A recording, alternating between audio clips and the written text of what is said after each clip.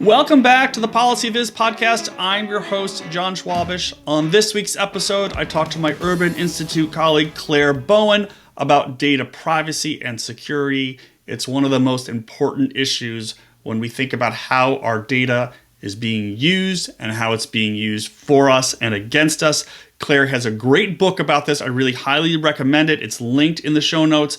You should check it out. It gives you a great overview of these data privacy issues. And so Claire and I talk about her work, her background.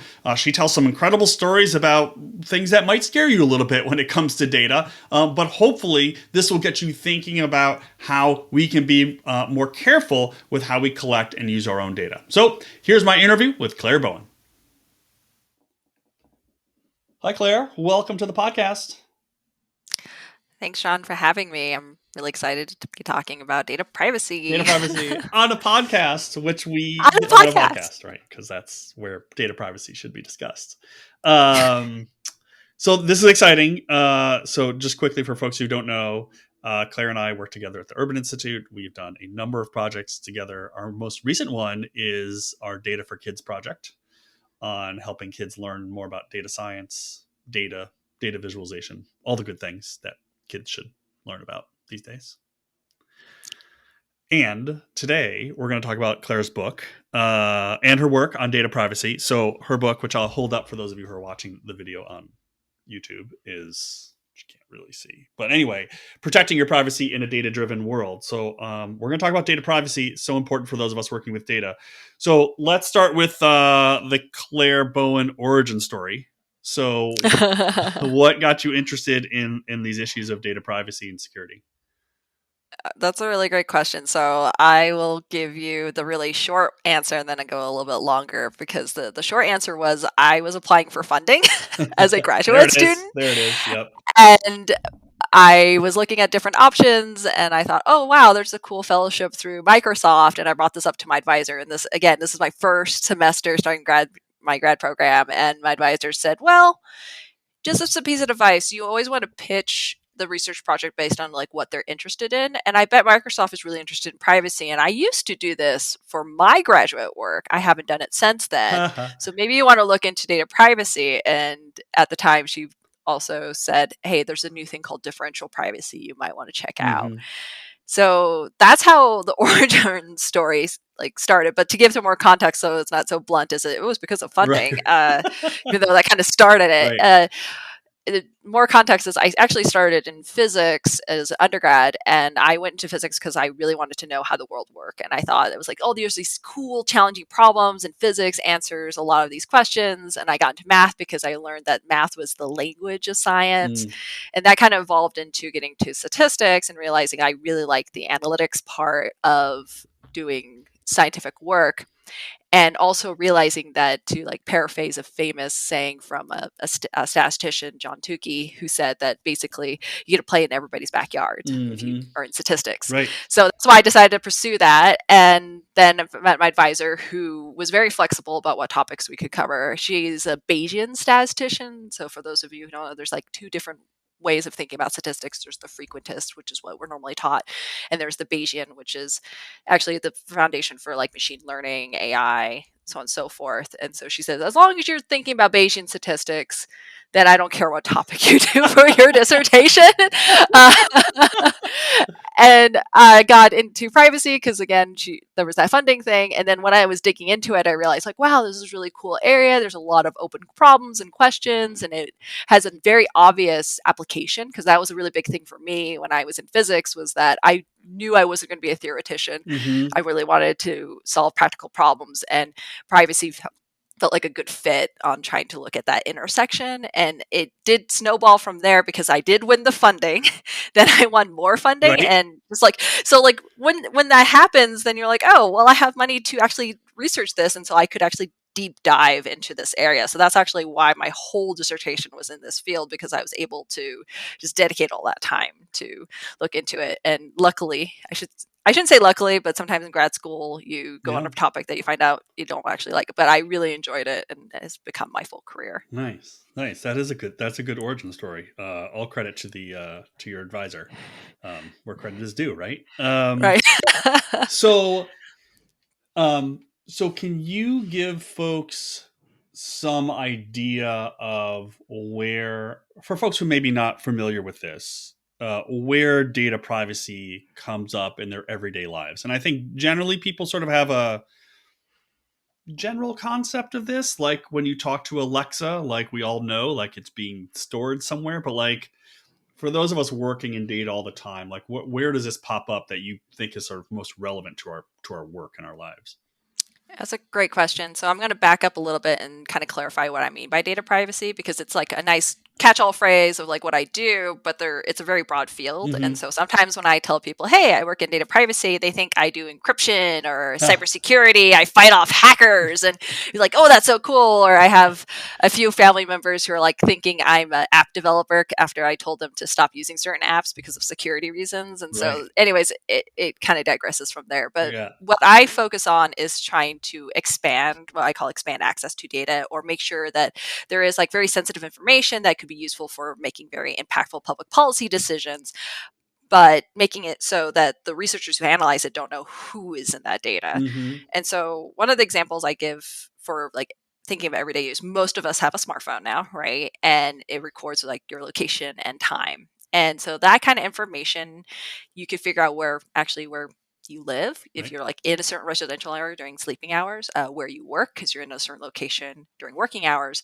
And even if you release just that data set of like a person is, time, and place with no identifiers, like no names, no gender, no race, ethnicity, so on and so forth, you could still figure out who they are. And this was actually done by the New York Times back in 2019. They did a whole article about this where they got a data set like that, where they were able to identify somebody because they were at Microsoft campus for certain Right. times. And all of a sudden they switched over to Amazon campus, and they were able to go on LinkedIn and figure out who this person was, and they verified. So like, hey, is this you?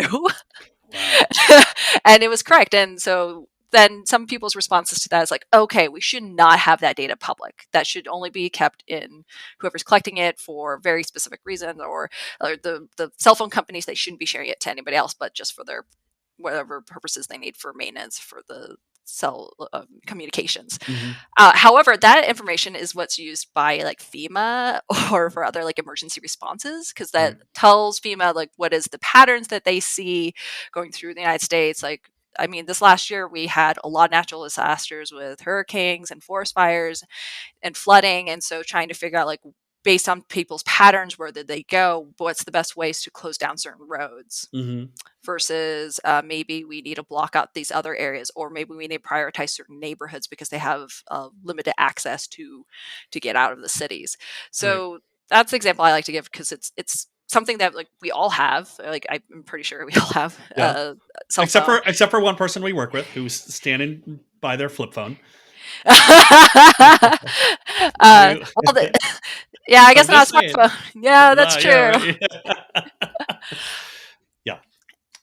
We won't reveal names, but just to say that we do work with at least one person who's dedicated flip phone user, even in 2022. Um, so okay, so now that we have a sense of how this works every day as anybody, what about people who are data analysts, who are researchers?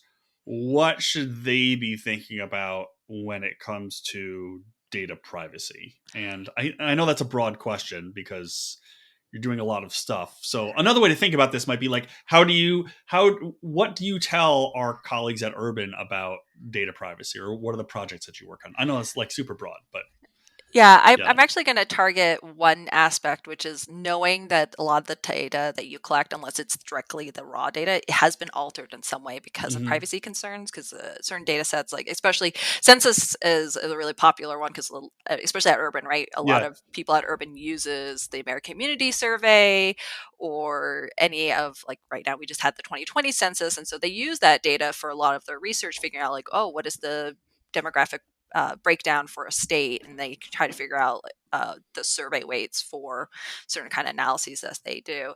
A lot of people who access that data think that that data has been the raw data, but that Mm-hmm. it hasn't been the case for decades. There was an act, there's been many acts, Many acts. Yeah. many acts, but basically we have had not had access the raw data for a very long time.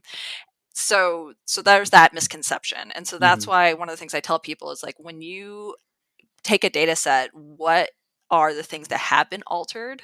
So that way you're not going to say the wrong, like, quote unquote, data story, because the data has been, one of the terms is like aggregated up to a higher level. So instead of saying that we get down to what we call census blocks, which are really small units of geography, sometimes the Right. data gets aggregated all the way up to a county level. And so if you just analyze data from that, you could make misleading conclusions because not all counties are created equal or created the Right. bounds equal.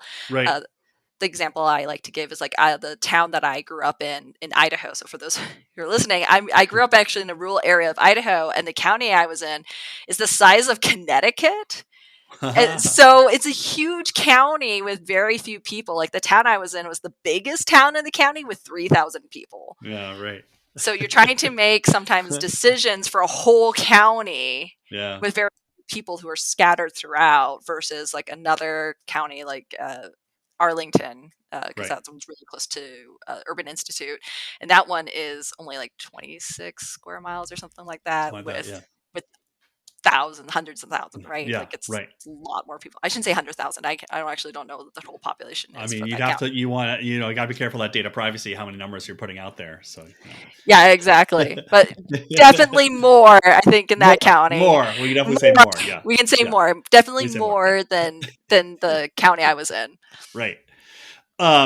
So do you, I mean, not so much for the folks that we work with, because many of them are sort of experts in a lot of those data sets. But like when working with a new data set, like what do you tell people to do? Should they read the code book? Like, do they look at like only the specific variables that they're looking at, or do they like do most major federal surveys? Like, is there a specific, like, is there always a notice about like what they've done? Like, how do you think about looking at a new data set and how to like uncover what aggregation or changes have been made? That's a great question. So often, I say often, Yeah. hopefully somebody Hopefully. Yeah. has done a data dictionary and they Yeah. talk about how the data was collected and what aggregations have been done. Sometimes you can there's like a contact person that you can go to. I'm picking on census again because there's such a classic example. They do have working papers or documentations on what methodologies they do use. There's like a general one that says, like, for instance, when they do certain aggregations, they have to have at least 100,000 people with this certain kind of characteristic combination across the United States to be Right. considered part of the data set without what we call suppression, which suppression means Mm-hmm. like you basically remove that information entirely from the data. And that's also one of the things that another example would be the Bureau of Labor Statistics. They also do some suppression techniques, and they also have a document of like how they make the decisions to suppress the data. Mm-hmm. And are those based on? I mean, I know the federal rules, but what about private sector data sets? Are those do they often base their suppression or aggregation rules on the federal government, or is it kind of just like the wild wild west out there?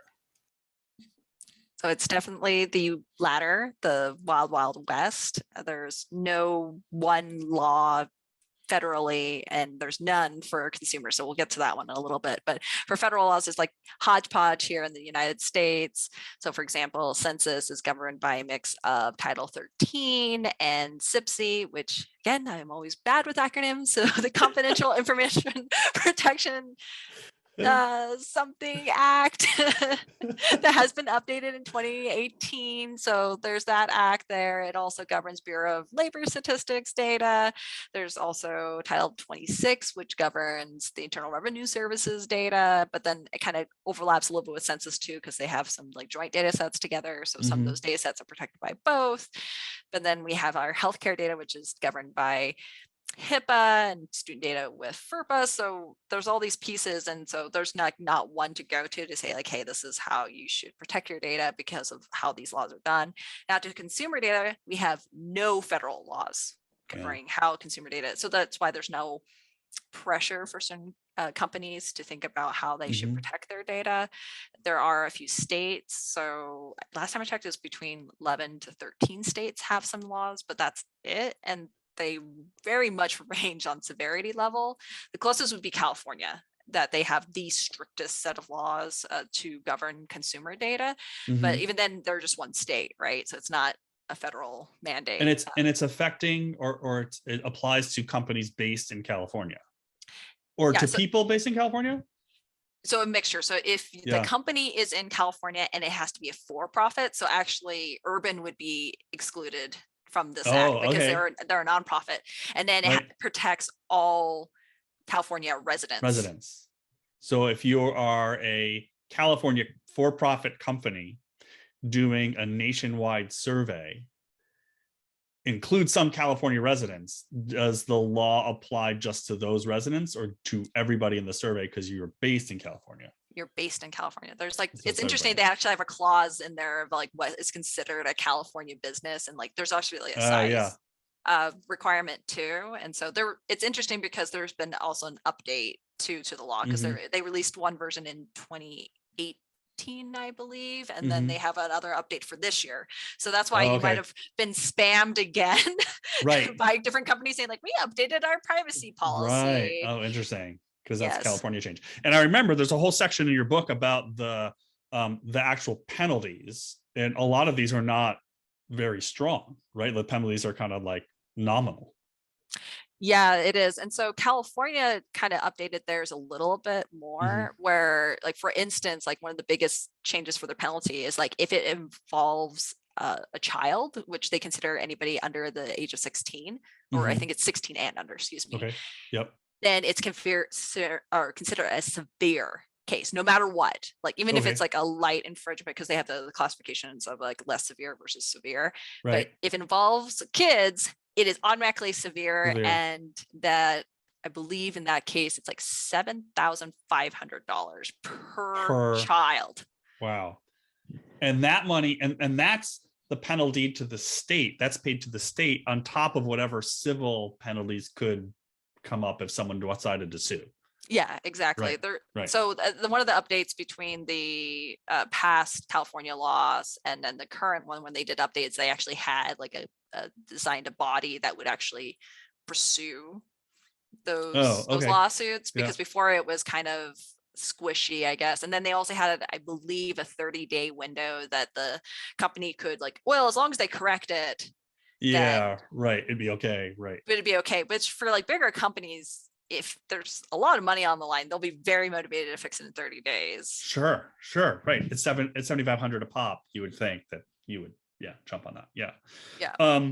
You mentioned this phrase differential privacy earlier, which is a big deal. And I wanted to ask you to explain it for folks because it's so important and it's often confusing to me, at least. I'm kind of like, getting a little, maybe I get in the weeds too much, but like, so if you maybe just talk about that and what it is. And there's this especially this big debate at the Census Bureau, although I guess other places too, but that's where I'm most familiar with it. So.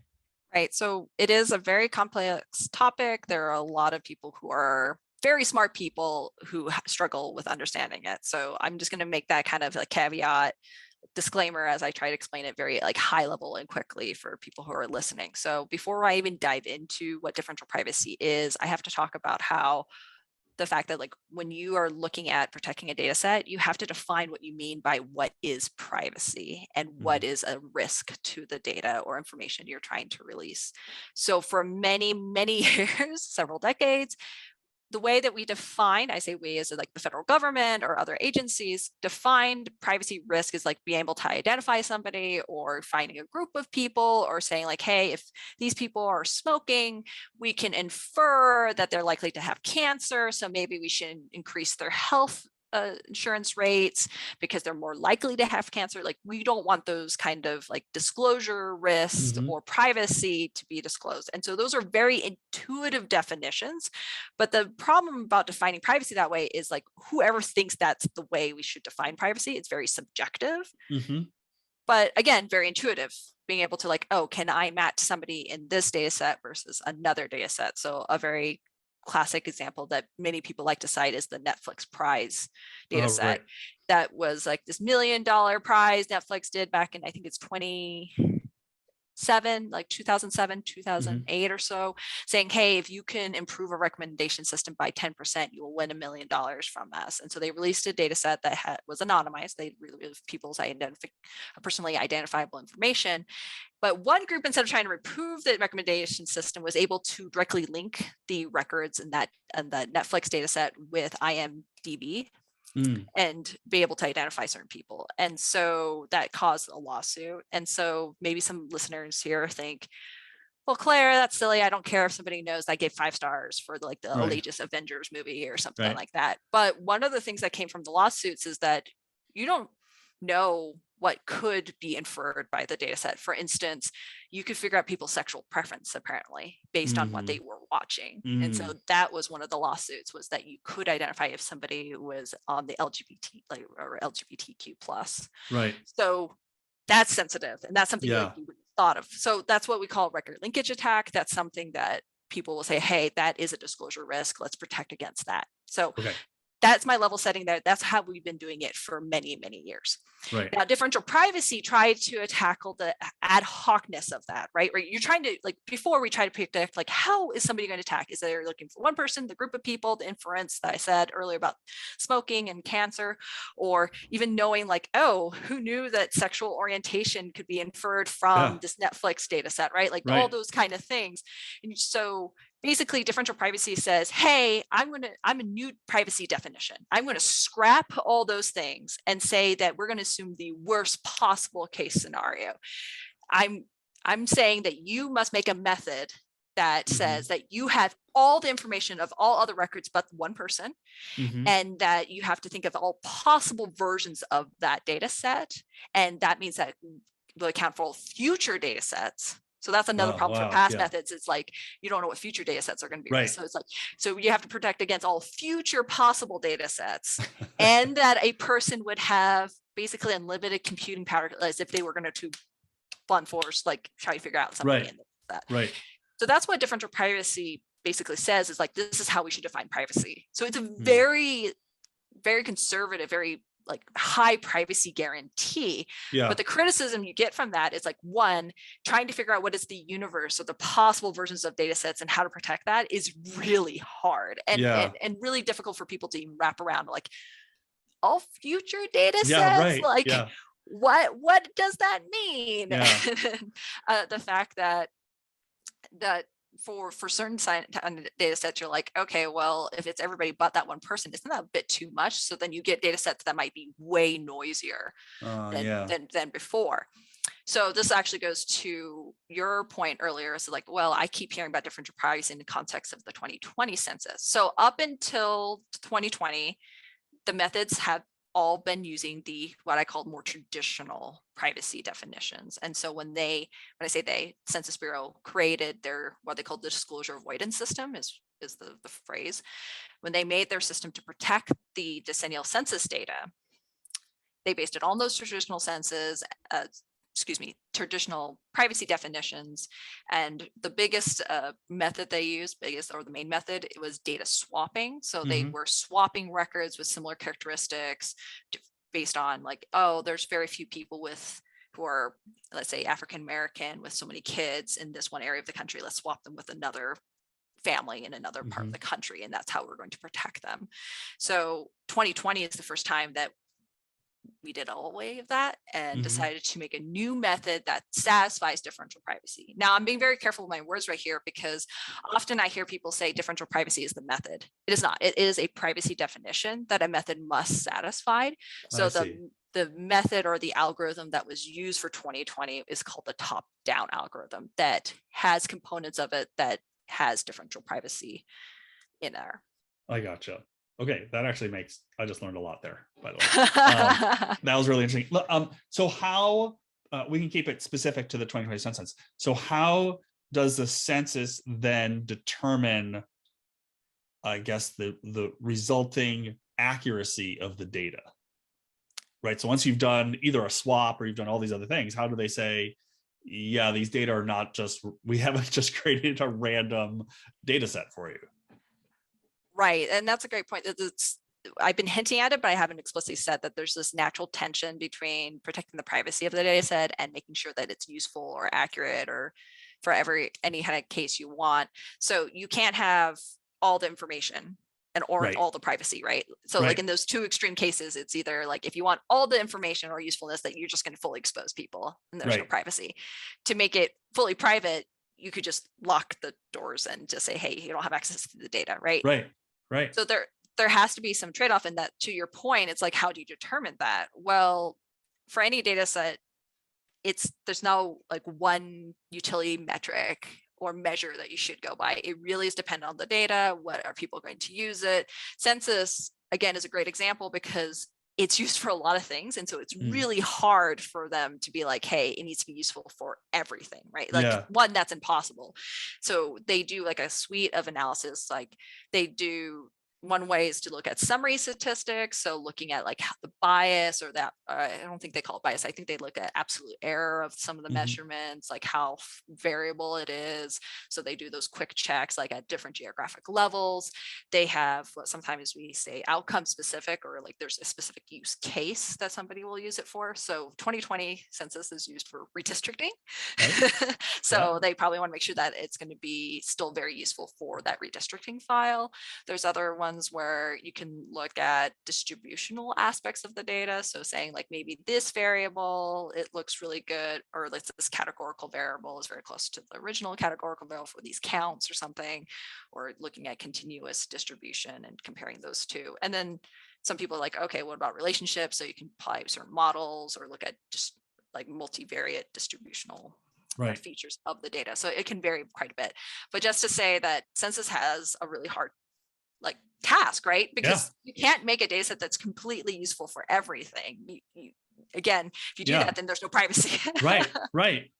So like, how do they optimize on that? And there's certain things where they're just not going to be good at, because again, there's that privacy issues. Like one of the examples I hear that people use the census data is like, I guess there's a county in Ohio that uses it for figuring out restaurant permits. Okay. So that's not something census is going to be thinking about. Right. But it's a random use case that. But to your point, someone could try to somehow combine data, like to the privacy, right? They could combine various data sets to pull out like this person goes to this restaurant, or I don't know, whatever that magical future data set and data need is. That's a heavy lift. Okay, so before we wrap up, and you've alluded to this a little bit, I wanted to ask you if you were in charge of the US data privacy thing, and you get to control everything, not just federal data, you get private sector, nonprofit sector. You're the data privacy czar of the whole country, but czar with like a star on it because it's everything. What would you like to see happen, or what would your policies be? Oh, that's a great question. So I'll do. I keep saying this because like you just have great questions. So there's just two parts. So okay. So one part is like I would hopefully have some control over our education system, because I think we need to teach this. This is actually all this information I'm providing. You don't learn this unless you're in grad school, and even then, it is in these like computer science departments. So like I talked to a colleague who came from a computer science program, and he said, well, we learn privacy, but it's not the expanding access to data part of privacy. Like we've been talking about, like there's no formal classes on it. If it is, it's a graduate level in computer science, like I said, and that's not good, because these data are used by so many people, right? They're the public policy people, social science, demographers, economics. I'm from statistics, so this should be standard in some sort of classroom where they do data analytics. And so there's already been like a movement with professors trying to teach students that your data set isn't this beautiful, clean thing. Like what is it? The classic example of the iris data set. Right. You're like, look how everything's perfect. And it works out. Works out. And then like clustering of things, like, no. So like on top of it all, it should be discussed that there are these privacy implications. You're also seeing I guess another movement of like data ethics and data equity. So that should all wrap in. And so that's why I'm like, well, I want another star onto my czar part, which is like the education. You're going to be busy, but okay. All right. Right. Okay.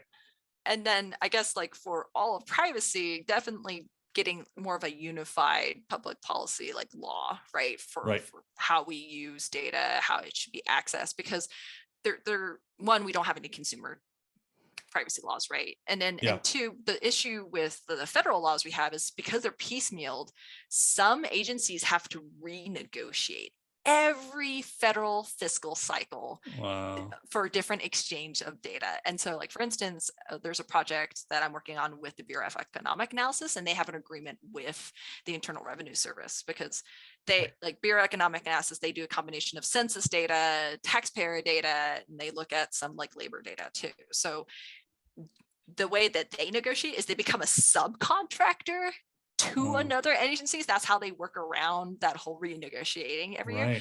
But some agencies, they still do a formal process of like, okay, it's that time of year again. Like, we're going to spend like 3 months negotiating how we will exchange data under the different privacy acts. Wow. And that's 3 months out of the 12 months. So you get maybe 9 months and then you have to restart over again. Wow. All over again. Yeah. So, so does GDPR, which is the European law that you referenced earlier, would that be your model, at least as like a starting point? Or is that not, from your perspective, not sufficient or not? I don't know. Would that be your starting point at least, or like a model to build off of? I think it's a good model to start. I think a combination of that and the California laws, because we can learn a lot from both of them. So I think I could talk about this actually in my book, that both of them have really great features, but some of them can be easily exploited. Right. So like one of the things that both of the laws have is like if you have full consent from people, but like what if you're pressured into giving full consent? Right. So one of the things that we are actually seeing in school systems, I did not know this, like now there's certain apps that students download on their smartphones, and professors can know your attendance if you're physically in there's sensors in the lecture. Yeah, that's creepy, right? That's like creepy. Yeah. Now you know if your students have been there, if they're late or not. I mean, like, I guess students could just like one person with a backpack with everybody's cell phones in it. Everybody's cell phone, right? Yeah, but like that's beside the point. But I mean, what's to stop the school to say like, hey, if you want to come to our school, you have to give full consent to. Right. And we're going to track you. And if you don't do X, Y, and Z, then we'll take away your scholarship, for example, something like that. Right. Right. And then like for work, right, there's already those like keyboard detection, like how active are you there? Like, are you actually working? Right. And what's to stop your employer to be like, hey, like if you want to work for us, you have to consent that we're tracking this information on you. Right. Okay. Well, on that scary note, I will point people again to your book, link to it on the show notes. Everybody should check it out. It is a mixture of scary stories, but also things that we can do as data users and consumers. Highly recommended. You should all check it out. Claire, thanks a lot. Thanks for coming on the show. This was lovely. Always great to talk to you. Thanks for having me. And thanks everyone for tuning into this week's episode of the show. I hope you enjoyed it. I hope you will check out Claire's book and her other work. You can head over to her page at the Urban Institute, which I've linked to in the episode notes.